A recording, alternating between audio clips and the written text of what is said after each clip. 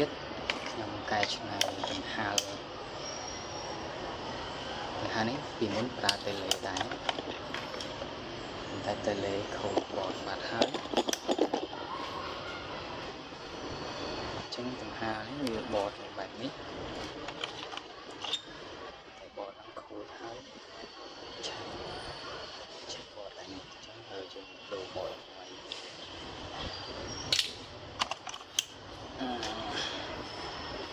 ភាពដង្ហើមបែបនេះ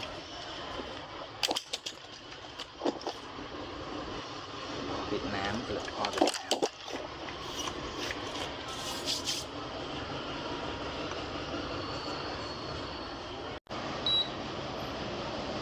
តើវិញចិត្តរ៉េល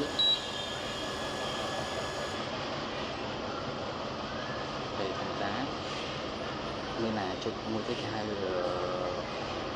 វល់ឲ្យឈប់វល់ឲ្យឈប់ស្ងាត់អ្នកដែលដេកគាត់គេទៅបាត់ដង្ហើមបានយូរគេจะអាចចុចមួយនេះហ្នឹងចំណុចចុចទៅទីទៀតវាលុប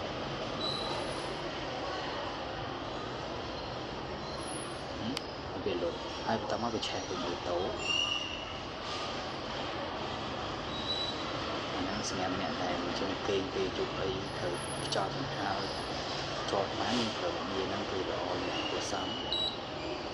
ហើយខាង4យើងចុចកុំតែមួយវិញគឺបើកទី2វិញហើយ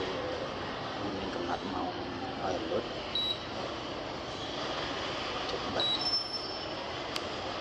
វាជាប់ទៅតាមទេ